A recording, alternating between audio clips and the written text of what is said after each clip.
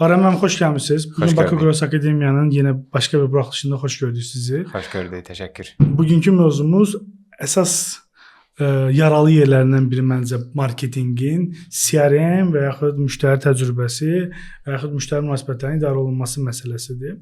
İlk olaraq sualım budur. Mən ümumiyyətlə müştəri təcrübəsi və yaxud müştəri təcrübə yanaşması hər ölkədən ölkəyə dəyişirmi, yoxsa bunun bir standartı varmı? Dəyişir əslində. Ya standart dedikdə hamımız insanıq da. Bu yaxınlarda forumların birində də çıxış eləyəndə o mövzuya toxundum ki, biz insanlara insan kimi yanaşdıqda əslində o yanaşmadan da şirkətlərin öz müştərilərinə yanaşması formalaşır deyə mənim fikrimcə bu İnsan yanaşması düzgün olduqda müştəriyə də yanaşma düzgün olacaq. Amma açığı sektordan asılı olaraq fərqli ölkələrdə fərqlidir. Məsəl üçün Gürcüstana ən azı turist kimi tez-tez getmisiniz yəqin ki, orada restoran sahəsindəki servis Azərbaycandakı restoran servisindən tamamilə fərqlidir və o məsəl üçün biz başa düşürük ki, regiondan insanların temperamentindən asılı olaraq həmin müştəriyə rəftar dəyişir və ya məsəl üçün insan əməyinin belə deyək çox az dəyərləndirdiyi ölkələr, postsovet ölkələrində hamımız ağız dolusu deyirik ki, servis superdir. Məsəl üçün bu son hadisələrdən sonra Moskvadan köçən adamlar gedirlər Avropa ölkələrinə, deyirlər ki, mənim o delivery xidmətim, bank xidmətim və s. elə deyil. Amma əslində məsələ odur ki, bizim belə deyim də postsovet ölkələrində o qədər az pulla insanları işlətməyə öyrəşiblər ki, o servis super bir şey kimi görsənir, amma əslində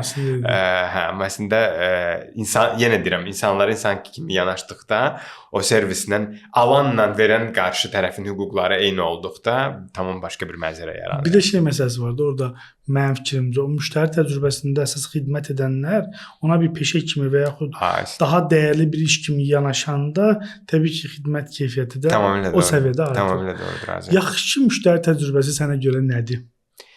Yəni, şirkətin sloqanı olmalıdır. Bizdə yaxşı müştəri təcrübəsi var. O nədir?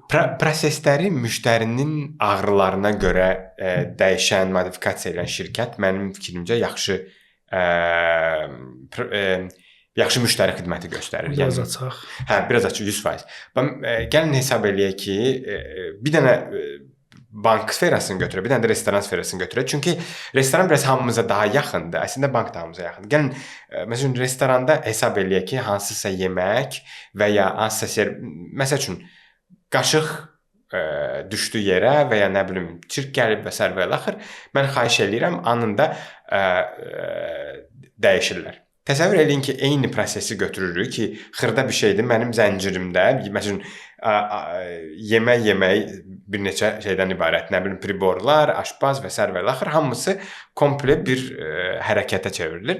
Hesab edək ki, bankda hesab açmaq da eyni məsələdir. Və o zəncirdə hansısa bir şey işləmədikdə, mən adama əziyyət verib, onu, nə bilim, indi menecerimi çağırım, nə bilim, biz 3 iş günü ərzində sizə cavab verəcəyik və s. və axır kimi zəncirdən əziyyət verəndə, bu yaxınlarda bir dostum danışırdı. Bir bankdan, əlbəttə iki bankda krediti var idi.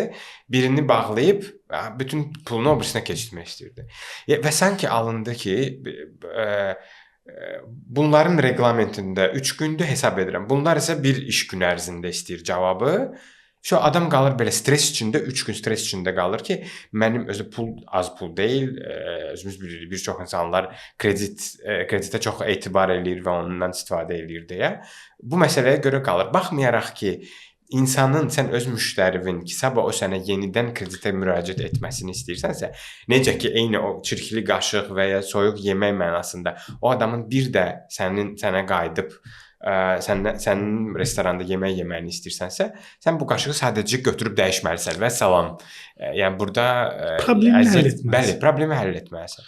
Və mən sadə dillə desəm, yaxşı müştəri təcrübəni belə adlandırardım. Sadə yanaşmadır. Müştərinin problemini həll et. O sadə yanaşmadan sonra artıq gəlir üstünə, gəl pipeline belə, quraq qıfı belə eləyək, nə bilim, neçə gün qoyaq e-maillarına. O texniki məsələlər sonra başlayır. İlk öncə, mənim fikrimcə, sahibkar və ya CEO bunu düşünməlidir ki, mən insanlarımın, müştərilərimin problemlərini necə həll etməliyəm. Okay, yaxşı müştəri təcrübəsi səncə marketoloqun dərdi olmalıdır, yoxsa şirkətin sahibkarının və ya bütün şirkətin dərdi olmalıdır?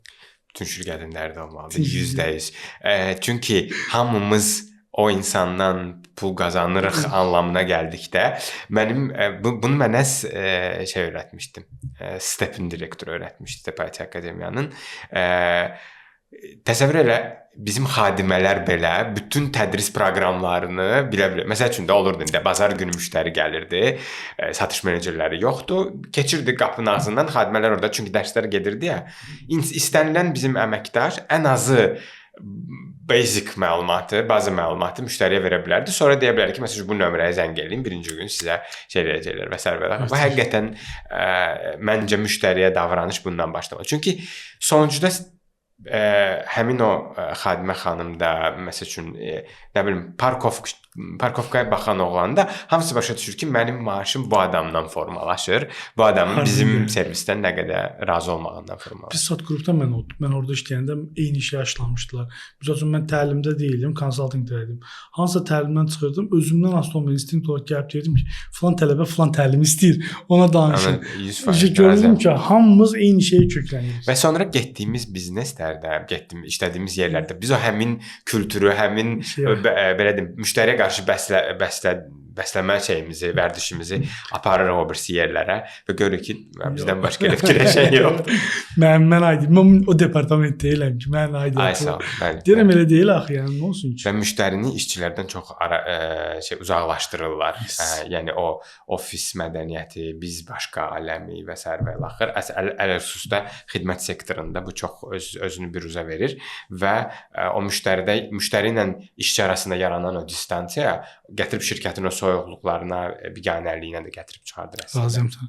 Bax, qəşəng bir şey dedim. Müştərinin yenidən gəlməsi, təkrar gəlməsi, təkrar alış etməsi, bu hamısı bir sistemdir. Bugün bunun adına CRM deyirlər və yaxud müştəri münasibətlərinin idarə olunması sistem.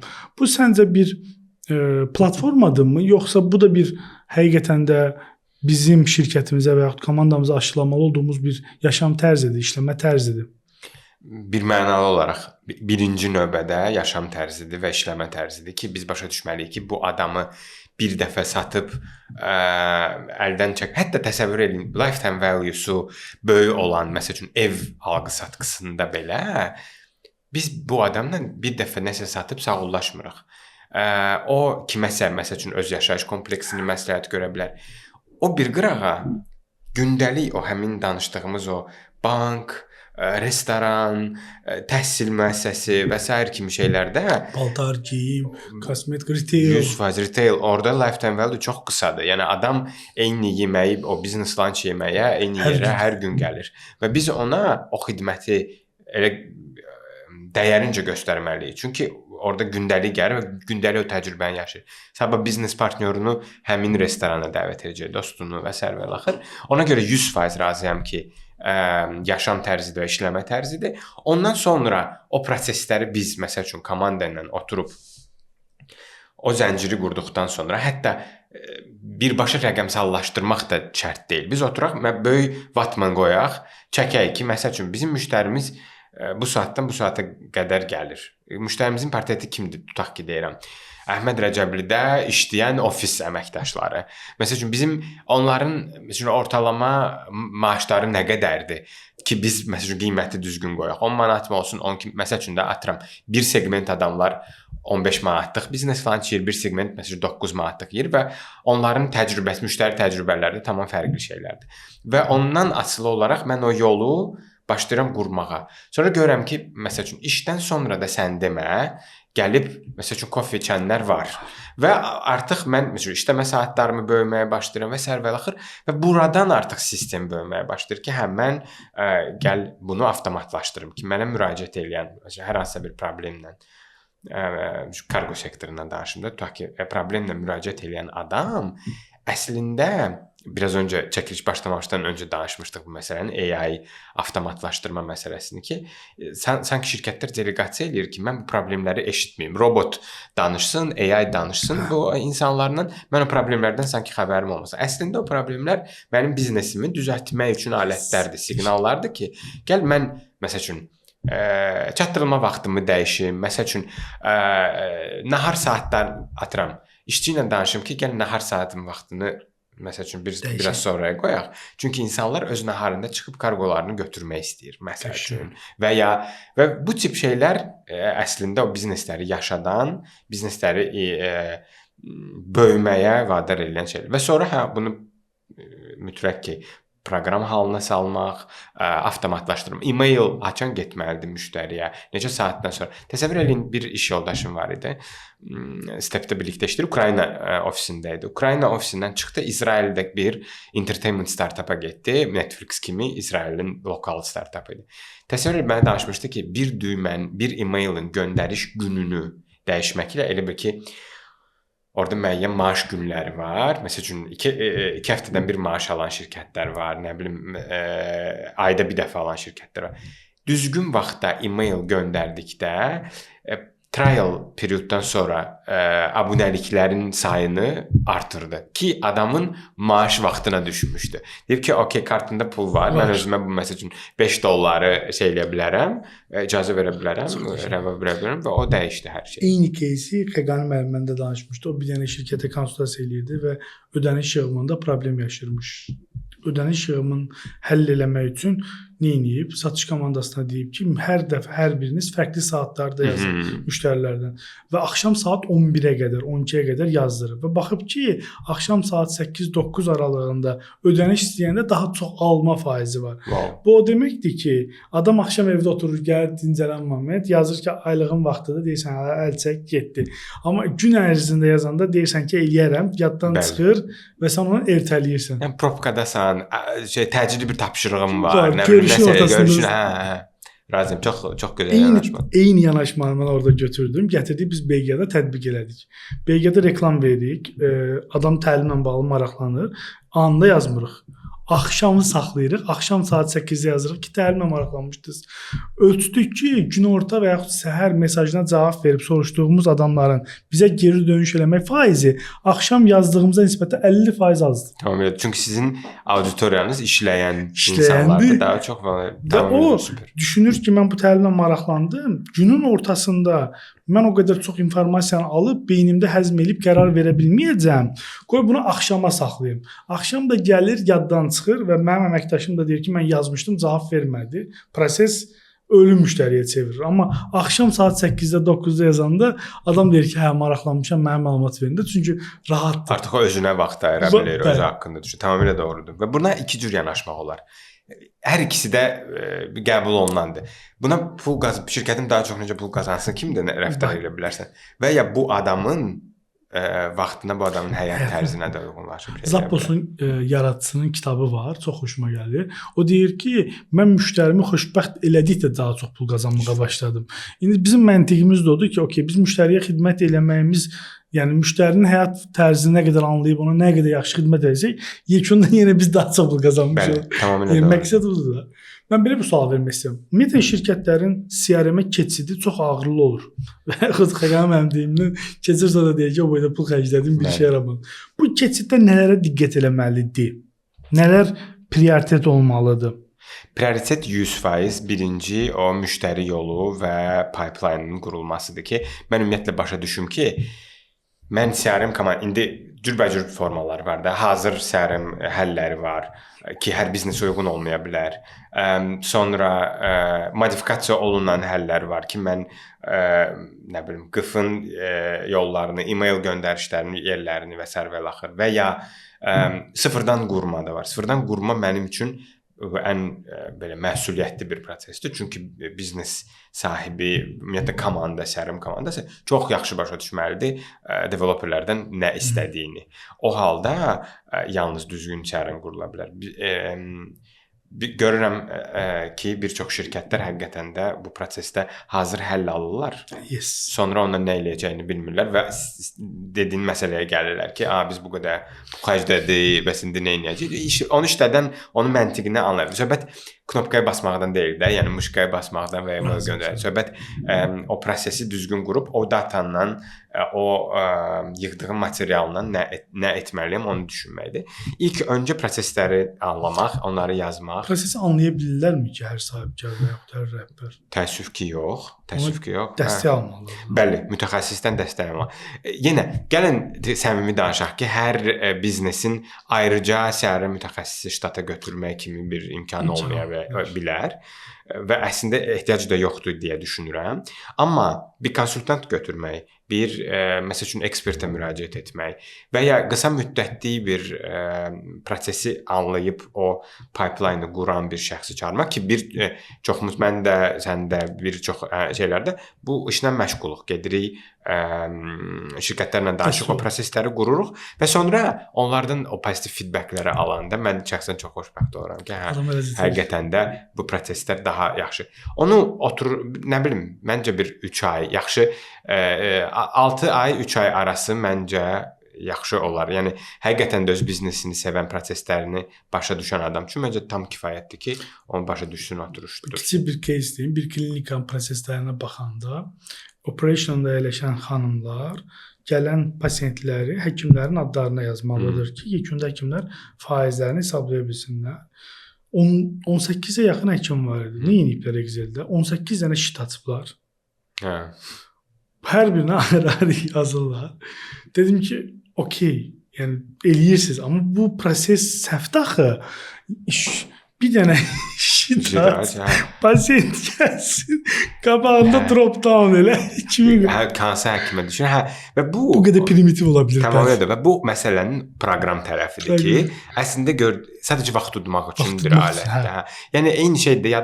Yadındadırsa biz ilk CRM dərslərinin şeylərində də deyirdik ki, CRM nisiyə dəftərinin bir analogudur, digital versiyasıdır ki, kimin haçan bizə pul borclu olduğunu bir var mən dəftərdən açıb yadıma salıram. Bir var ki, CRM mən push notification göndərir ki, bu adamın borcu var və ya nə bilim bu adama zəng vurmaq lazımdır. Eyni məsələ. Prosesi anladıqdan sonra ki, mən burada necə vaxt tuta bilərəm, ondan sonra onu Exceldə də eləmək olar və ya məsələn Vibe. Adi receptiondakı qız mənə deyir ki, əvvəl hansısa pasient gəlib, misal üçün həkim deyib ki, o ikinci dəfədə gəlməlidir. Pasient təzədən yaxınlaşır və resepsiyonu xatırlamır da, təbiidir. Nə qədər gündəlik. Misal üçün 18 dənə şitin hər birinə girib, kontrol etmək, pasient hansı həkim, hara yazmışam, onu tapmalıyam. O çox böyük bir iş. Adam da oturub orada gözləyir. İşlər təcrübəsi baxımından bir dənə düşün, klinikadasan, gəlmişsən, xəstəsən, resepsiyondakı qız hələ ad axtar. Və bu hələ şey olsaydı, kosmetolog falan olsaydı, deyərdim adam gözləyib, orada nə bilim çay və nə bilim jurnalist lüks bir şey var, orada gözləyib. Amma klinikaya gərsənsə, biri qışqırır orada, biri ağlayır, biri uşaq ağlayır, aləm deyib bir-birinə, resepsiyondakı qız oturub adlar. Proqram tərəfi budur məsələnin.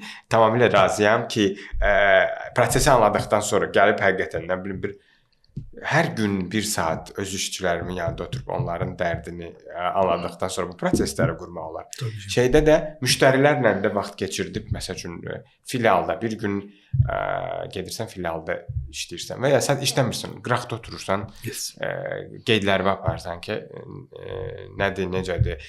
Biraz daha çox imkanı olan şirkətlər gizli müştəri göndərə bilər və s. Və oradan artıq böyük bahalı bir şey deyil gizli müştəri. Dostuva tanışıva deyirsən 20 manatda şirinlik versən, bəli, vallahi. Yoxsa, yəni demək istəyirəm kiçik biznesdirsə, bunun üçün böyük hansısa bir şirkəti outsource eləməyə də ehtiyac yoxdur. 3-4 dənə tanış düzgün qurulmuş sorğu ilə, məsəl üçün, nə bilim, salamlaşdımı, necə qarşıladımı, sual verdimi, dəqiqləşdirən suallar verdimi və s. Ondan sonra əminliklə deyə bilirəm ki, 30% şey cədidləşdiriləcək, servis yaxşılaşdırılacaq. O da çox böyük vaxt qazanırsan, cost save eləyirsən, o resepsiyondakı əməliyyatın artır, müştəri təcrübən yaxşılaşır, Bəli. müştəri məmnuniyyətini Yəni artır. AI filan çox sonrakı leveldir da. Yox, Yəni əlbəttə indi bu xırda məsələləri həll eləyərək bir çox bizneslər bir 2 addım, 3 addım qabağa ata bilər. Sənə deyim ki, hələ bu gün kiçik bizneslər hələ bu levela gəlib çatmayıblar bizim ölkəmizdə. Ki bazarın hardasa 75-80% bizim ölkəmizdə kiçik biznesdir. Bəli. Onun hələ özü tam avtomatlaşmadığı halda, avtomatlaşmamış bir biznesə AI-yi də əlavə eləmək daha da qarmaşıq bir hala gətirib çıxardır. Ki kiçik bizneslərin özəlliyi o insan rəftarıdır. O daha isti, daha belə kamera münasibətidir insanların arasında. Bəli, birə-bir münasibətlidir ki, mən başqa bir servis verirəm o insanlara. Yəqin ki, fikir vermisən. Çox lüks otellərdə bellboylar durur qapının qabağında. Daha aşağı şeylərdə isə avtomatik qapılardır. Yəni əslində dostlar, AI o qədər də lüks bir servis sayılmır. İnsan münasibəti daha getdikcə də daha çox belə deyim qiymətləndiriləcək, nəinki avtomatlaşdırılmış. Bəs mən bu günlər belə bir inanış da var ki, CRM və yaxud CRM sistemləri böyük bizneslərə lazımdır. Çünki orada proseslər çoxdur, işlər çoxdur. Kiçik biznesin nə işinə lazımdır. Bunun nə qədər doğrudur? Bu məncə mifdir amma. Öncəki dialoqumuzdan çıxardaraq ki, qənaət eləyərək ki, biz CRM yanaşmadır, proqram deyil. Mənim fikrimcə kiçik biznes nə bilim neçə işçin ola bilər də, yəni 3-5 arası. 3-5 arası. İnan populyar CRM şeylərinin pulsuz versiyalarını da istifadə edə bilər. Məncə o anlama prosesini, müştərini başa düşmə prosesini düzgün qurduqdan sonra ki, okey, mənə hansı proseslər lazımdır, ondan sonra avtomatlaşdırma da Google mümkündür. Sheet-də belə eləsin, tək razıyam. Bəli, bu Sheet-də də eləsin. Amma eləsin. Çünki o qədər kiçik biznesin sadəcə hər şeyi insanların yaddaşına, onların məsuliyyətinə qoyduqda o qədər CRM proqramlaşdırılması, avtomatlaşdırılması nədən irəli gəldi? Atıram, həmişə dərslərdə də bunu deyirəm. Müştəri mənə zəng verib, deyirəm ki, salam, bizdə filan şeylə maraqlanmışdınız. Hə, qızım, ya oğlum, mən indi rayondayam, 5-ci gün qayıdacağam. Oldu, 5-ci gün sizlə əlaqə saxlayacağam. Unuduldu. Mən insanam. Mənim işim çıxa bilər. 5-ci gün pişiyim xəstələnə bilər. Nə bilim, nəsə baş verə bilər və mən unutdum. Lap yazmışamsa da, sheet-ə yazmışamsa da, unuduram bunu.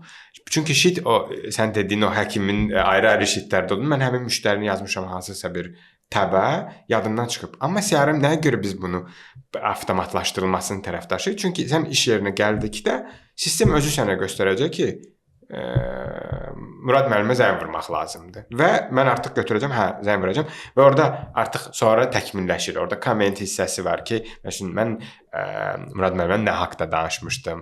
O demişdi ki, salam, sağ-salamat qayıtdınız. Artıq sən münasibət qura bilərsən ki, sağ-salamat qayıtdınız, hər şey qaydasındadır, yadınızdadır, danışmışdıq. Və sərbəlaxa və bu görürsən ki, adam deyir ki, "Vau, necə diqqətçildir." Amma sən demə bunu artıq delegasiya eləmişdik avtomatlaşdırmaya.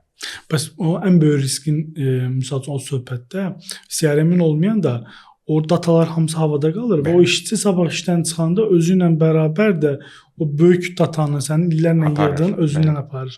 Həm belə deyim, məqsədyönlü şəkildə də bunu eləyən adamlar var, tanıyırıq. Bəli, ki, məsələn bir iş yerindən çıxır, öz bazasını götürür, gedir və ona görə yara var idi, sığortada zət işləyənlər müştəri bazasını satırlar. Satış menecerləri bundan çox sui-istifadə eləyir və öz bazı əsasən B2B, çünki onlar əsas münasibətləri quran adamlardır, bəli, birə-bir münasibətləri.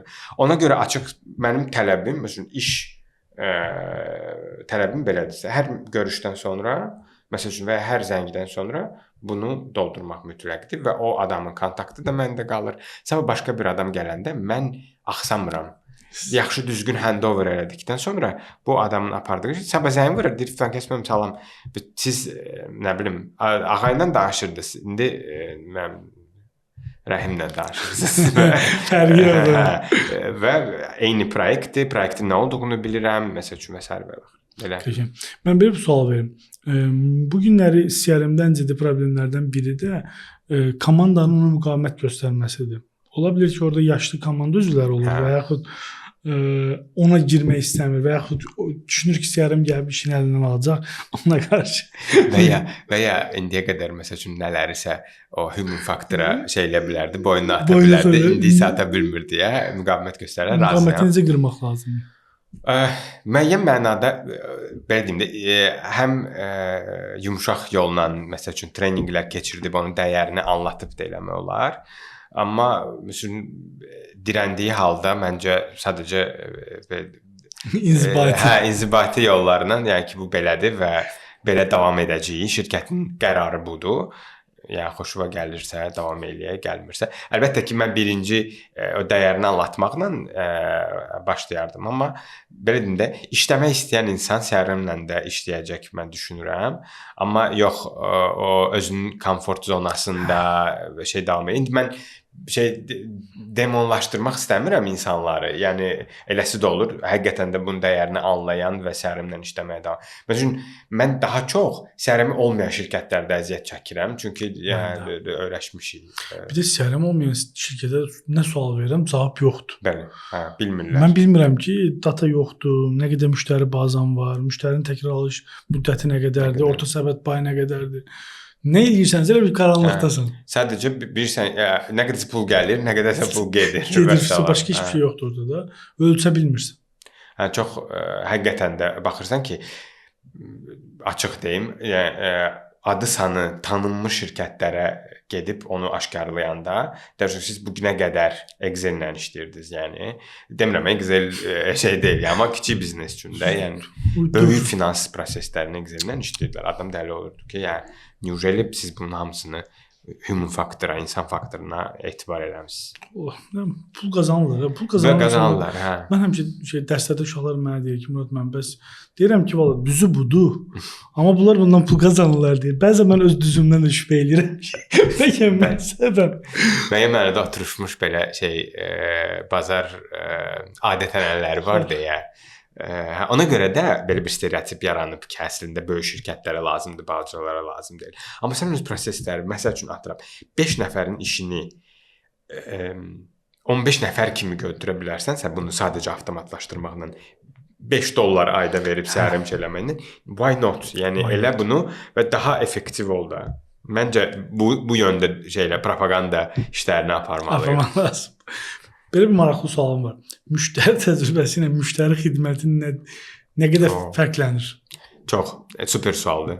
Mənim fikrimcə müştəri xidmətləri bildiyimiz call center, cavablama və s. Sadəcə bu var və bu müştəri xidmətidir. Amma müştəri təcrübəsi həmin o funksiyanı yerinə yetirən insanlar həqiqətində hansı dəyəri qatır və müştərinin hansı problemlərini həll edir. Atıram, gəlin hesab eləyək ki, mənim normal bir prosesim var, kargo prosesim var və nəsə baş verib. Təyyarə gec çıxıb, nə bilim, gömrükdə hər hansı bir proses gecikir və insanlar mənə davamlı olaraq yazır ki, məsələn, karqom hardadır, narazılıq edir. İki yanaşma eləyə bilərik. Məsəl üçün, proaktiv yanaşma eləyib, biz bilirik ki, belə bir problem yaranır. Burada şirkətin daxili kommunikasiyası çox önəmlidir. Ki, məsəl üçün, gəlin proaktiv davranaq, bizə artıq məlumat gəlib ki, gömrükdə gecikmə olacaq ki, biz SMS göndərək insanlara və deyək ki, gömrükdə gecikmə var, üzürlü sayın, növbəti etapda, növbəti statusda biz sizi xəbərdarlıq edəcəyik.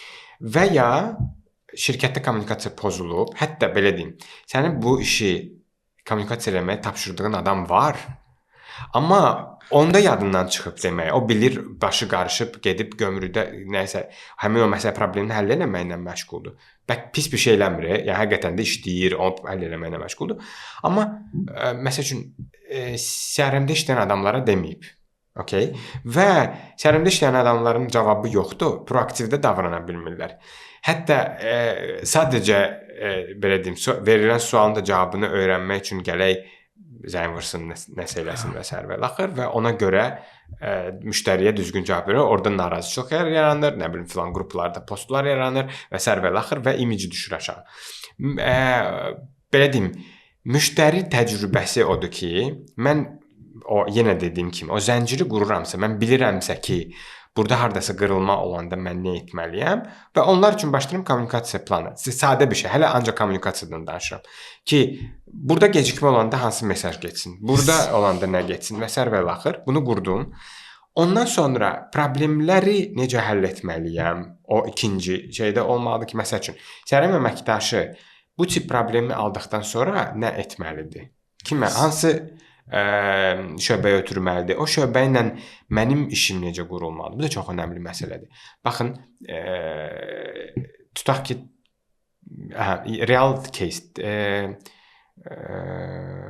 tələbə deyib ki, məsələn filan X bir şeydən xoşum gəlmir, publikdə deyib bunu. Mən o publikdəki məlumata cavab verməliyəm, reaksiya verməliyəm. Reaksiya verirəm.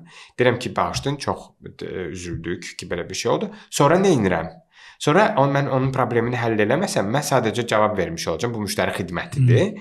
Amma mən girib tədris şöbəsinə desəm ki, bu tələbənin belə bir X problemi var, gəlin onu həll eləyək. Tədris şöbəsi də tutaq ki, və ona task açsam, yenə qayıdırıq o avtomatlaşdırma məsələsinə ki, mən o taskı izləyə bilim və mən görürəm ki, məsəl üçün task yerinə yetirdi, done oldu, komment yazıldı ki, məsəl üçün tələbə ilə danışdıq, nə bilim, tutaq ki, evində, ailəsində problem var, ödənişi tutaq ki, tutaq ki, ödəniş problemi idi və ya dərsə gələ bilməyəcək, imtahan günü burada olmayacaq.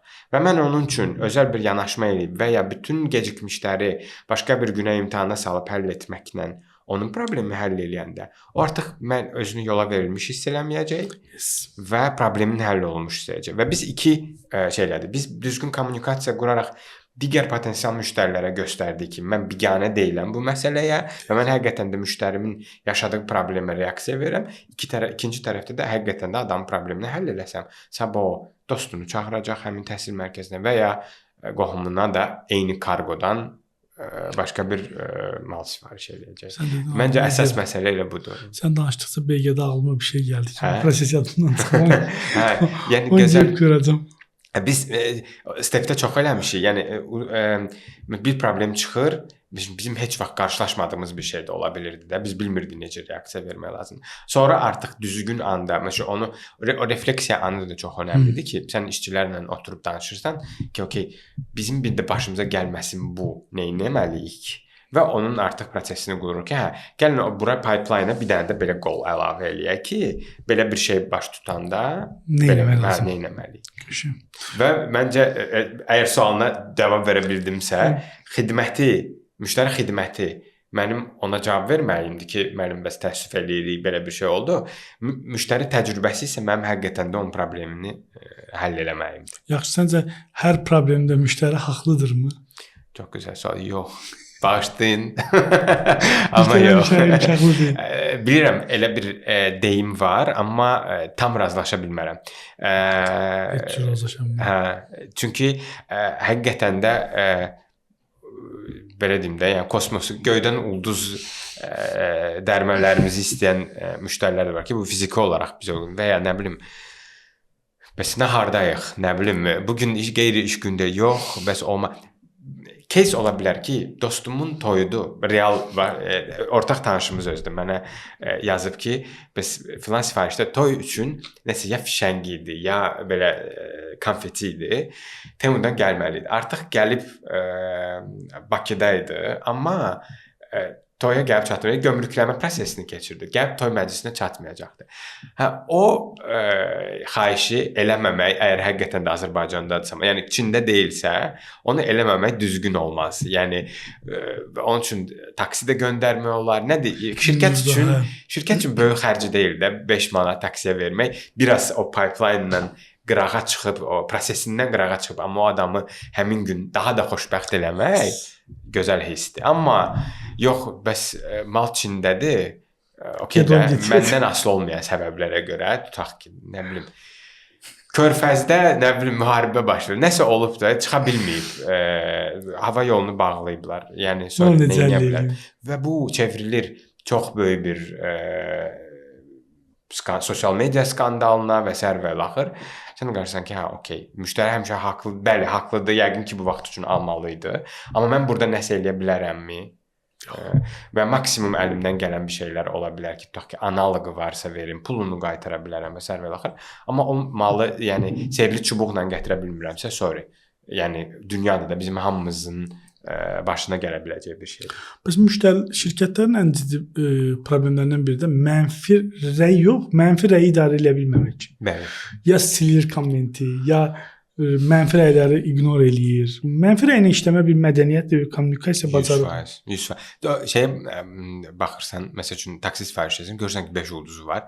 %100 ki, adam yarım saat bundan əvvəl ya da günün əvvəlində qeydiyyatdan keçib və hələ etibar formalaşmayıb da. Amma 4, 8, nə bilim 4 neçəsi olanda başa düşürsən ki, bu adam müəyyən müddətdə işləyir və mən buna etibar eləmək üçün yeri gəlmişkən marketplace-lər bunu istifadə etməyə başlayıb. Mağaza neçə ildir işləyir deyə bir şey əlavə. Super bir şeydir mənim fikrimcə. Mən 5 ildir ki, mağaza məsəl üçün Trendyolda işləyir və ya Google Çində məsəl üçün Çinlilərdə bu ən birinci orada yarandı.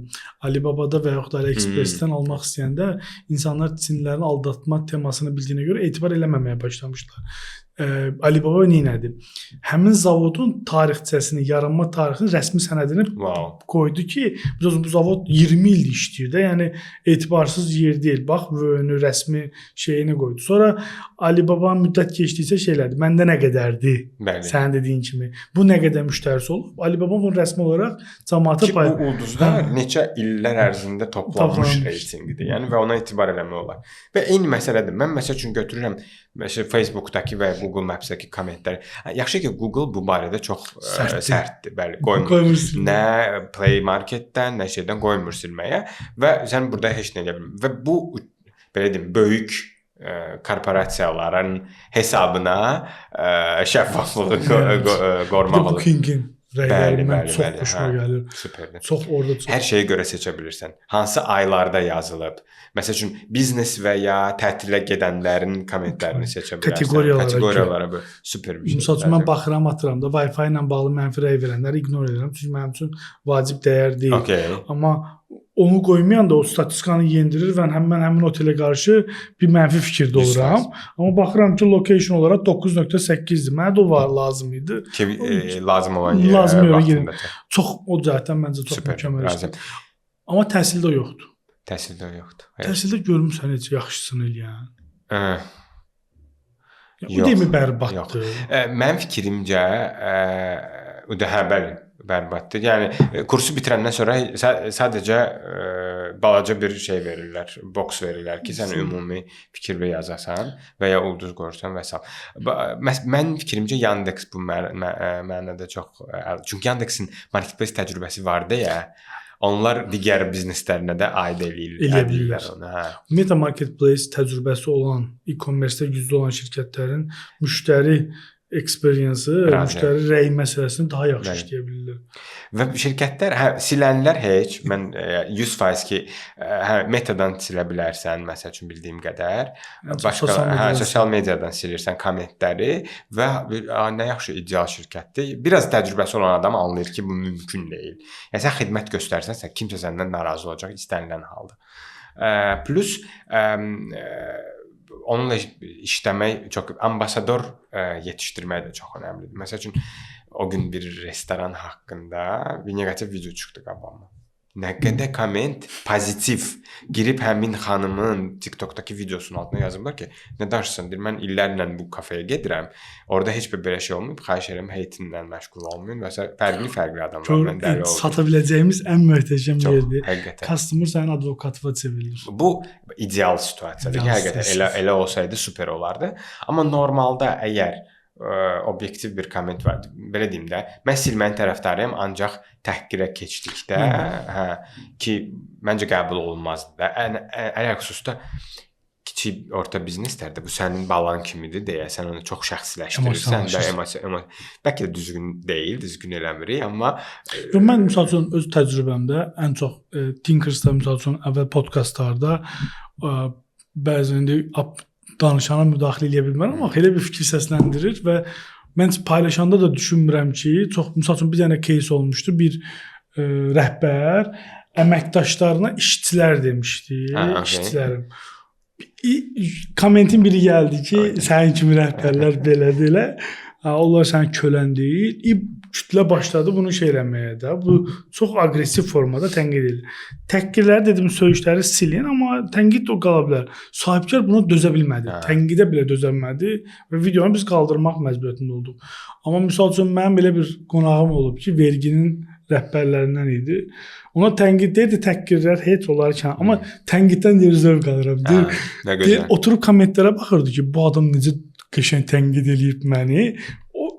Sən dedi, bəzi dediyimiz məsələ var. O mənfi rəydən də özümüzü inkişaf etdirəcəyimiz çox şey çıxarda bilərik də. Yəni ona görə məncə təhqir olmadığı müddətcə silməmək, işləmək və həqiqətən də o tənqidi solution'a çevirmək, həllə çevirmək ki, gəlin bir gün ayır, yarım gün, bir saat ya da task ver sadəcə. Otur denən ki, mən istəyirəm ki, siz bu tənqidləri analiz məsələn 3 bloka böləsiz və mənim üçün həllə qaydasız. Bundan gözəl bir şey. Komandaya bunu ver, məncə xoşbəxt olarlar. Keçib fikirləşsinlər. Otursunlar, fikirləşsinlər və o rutin işdən biraz azad olsunlar. Hansısa yeni solutionlar gətirsinlər. Həm müdir kimi sənə çox sağ ol deyəcəklər, həm də ki özlərini lazımlı hiss edəcək. Bir var ki, okey də bugün bir reklam kampaniyasının bu gün zəngə cavab verdim. Bir var ki, mənə şirkətin vacib bir şeyini delegasiya elədilər. Bəli. Və demirsən ki, sən həll elə və ya sən məsələn kontrolu tam vermək istəmirsənsə, sadəcə bunu brainstorming eləmək, işçilərlə biraz o birisi mövzuya girmiş olduq ki, dedim işçilər və əməkdaş məsələsi. Amma yəni məncə bu da menecmentin, həm də ki müştəri xidmətlərinin çox gözəl bir şeydir ki, o insanlar özünü prosesin bir vacib hissəsi hiss etdikdə onlar da reaksiya verirlər. Azərbaycanda da bilmirəm, ownership hiss edirlər ki, sahiblənirlər, bəli. Biznesə ki, belə bir problem oldu, gəlirlər, həll edirlər, kimləsə danış. Məncə gözəl bir şeydir. Son sualım, düşünürəm ki, hamımızın yaralı yeri AI ilə bağlı. AI-ın məncə ən ciddi mənfi təsir elədiyindən biri müştəri təcrübəsi bölməsidir. Çünki insan amilinin insanla insanı aradan çıxardıb AI ilə insan gətirəndə mənfi rəylər də artır, empatiya hissi azalır. Ən bəsidindən deyim, sənin necə dediyin o toyuna çatmaq istəyən var ha. Bax orada o AI olsaydı deyəcəkdi ki, mən sizə başa düşmədim. Bu bizim qaydalarımızdır. Bəli, tamamilə doğru. Tamamilə doğru. İnsan məncə okey, ikinci çox böyük şirkətdə, milyonlarla müştərisi olan şirkətlərdə AI-ın heç olmasa birinci belə deyim, cəbhədə qoyulmasını anlaşılandır. Ki, rutin gündə yüz minlərlə təkrarlanan sorğunu anında həll edə bilən olsa, okey. Amma sonra mənə imkan ver, insana keçim. Və burada mənim fikrimcə problemlər yaradır. Çünki bazarda eşitmişik ki, tamamilə avtomatlaşdırmaq istəyən şirkətlər var.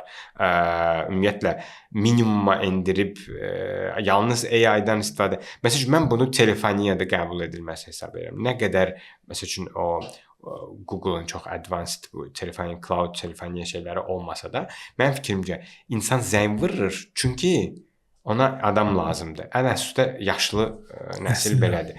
Onlar zəng vururlar, çünki onlar internet dövründə böyüməyiblər və onlara insanın eşitmək lazımdır. Cavanlar zaten yazacaq. AI həll edə bilirsə, super həll edə bilmirsə, operatora çevir, KPI-ləri, SLA-ləri qoy, həmin SLA çərçivəsində xahiş edirəm adama müştəriyə xidmət edə. Amma mən bunu tam elaşdırım, məncə bu problemdən qaçmadı, nəinki problemi həll edim. Çünki o qərarı verən menecerlər daha çox öz SLA vaxtlarının dərdindədirlər, nəinki insan problemini həll eləmək və bu çox acınacaqlı məsələdir. Mən əgər sən toy məsələsi təhsildə çox insan faktoru çox önəmlidir. Mən müəllimlə təmasım, mənim qrup yolda təsəvvür edin ki, bullying var. Ola bilər də. İndi okey, biz biraz daha böyüklərlə işləyirik. Mən stepdə kiçiklərlə də işləyirəm. Orada AI ilə necə müştəri xidmətini qurasan? Mümkün deyil. Bizə də mümkün deyil axı. Adi bizim satış əməkdaşı rəhbərimiz mənə deyir ki, misal üçün peşəkar marketinq akademiyasından maraqlanan bir tələbədir. Murad, sən danışanda tələbə başqa cür reaksiya verir. Mən danışanda başqa cür reaksiya verir. Satış mütəxəssisi danışanda başqa cür reaksiya verir. Tamam. Deyirəm çünki mən müəllim kimi yanaşıram və qarşımdakına deyirəm ki, nə istəyirsən, sən marketinqdə nədə zəifsən. Mən satış deyirəm, bax mən oturub qulaq asıram ki, heç bir robotik bir anlayışım yoxdur. Qarşımdakı tələbəndən empatik bir söhbət edirəm. O deyir ki, mən rəqəmsalda özümü çox görmürəm, bunu eləmək istəyirəm. Mən də deyirəm, hə bax burada bunu öyrədirik. Yox, bizim bu tərəfimiz zəifdir.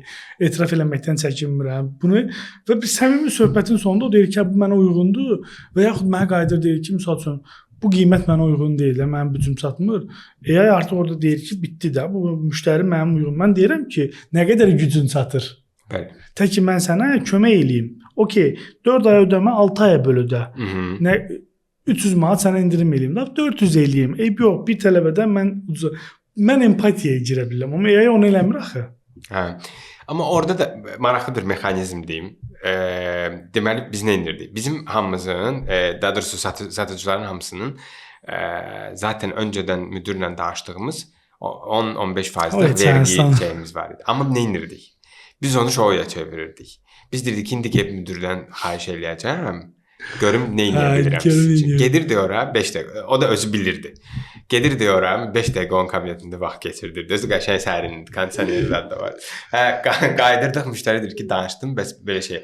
Və ya o özəl yanaşmanı yenə bu ownership-dən çox şey asılıdır. Əgər CEO, sahibkar işçisinə o ownership icazə verirsə, ilk şeylərdə həmişə elə olur. Məsəl üçün qeyri-standart situasiyadır ki, yanaşma ola bilər. Yəni mən başımdan eləyirəm, deyirəm ki, yox, mənim prosedurum budur.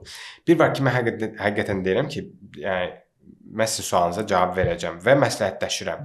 İndi müdir burdadırsa, əla olar ki, mən birbaşa gedim, oradan soruşum. Deyim ki, hə, belə bir case var. 6 aya bölə bilərikmi? Məsələn, birinci dəfə deyə bilər yox. Okay.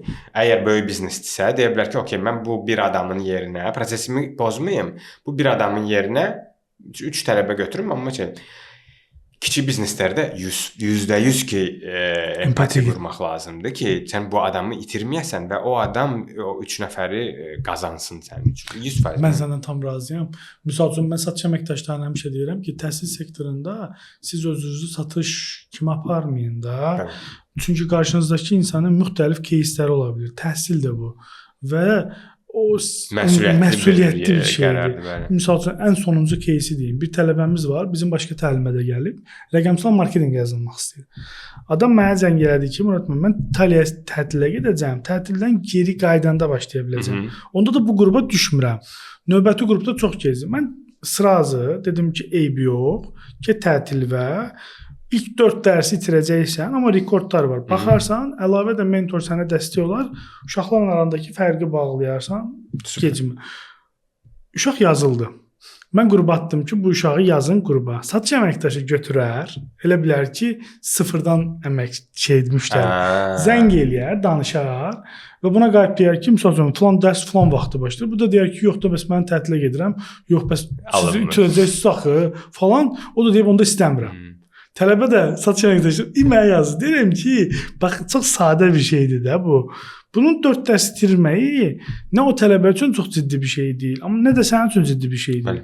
Tələbə burada nə qazanır? Sentyabrda qrupa qoşulsa, daha bahalı pul ödəyəcək. Çünki yayda indirim var. İndi qoşulsa daha tez məlumata çatmış olur. Sentyabrda qoşulsa 2027-yə qutaracaq. Və bugün bunun itirdiyi şey sadəcə 4 dərsdir və bunun da rekordu var. Düz deyirsiniz. Bax indi hələ bu insan da AI olsa, ümumiyyətlə onun pipeline var, ondan qırağa çıxmayacaq və adam da qalacaq elə. Ona görə razıyam. Mən hesab edirəm ki, bu ciddi bir bubble'dır. Gecə tezi partlayacaq. Və hətta indi də görürük ki, bəzi şirkətlər həqiqətən də geri çəkirlər öz fikirlərini o barədə. Birləşdirməyə çalışır. Birləşdirməyə çalışır. Yoxsa kombinasiyalı AI AI sonra adam. İndi çoxlu konseptlər başlayıb, human first konseptlər başlayıb ki, insan rəftarı. Bilmirəm, mənim fikrimcə insan o lap birinci danışdığımız suala qayıdarkən məncə insana insan kimi rəftar etmək lazımdır və o hər şeyin açarıdır. İstər customer experience-in, istər yəni AI heç vaxt insanı insan qədər başa düşə bilməyəcək heç tezin. Təşəkkür edirəm. Çox maraqlı söhbət idi. Məncə də. Növbəti podkastlarda görüşərik. İnşallah.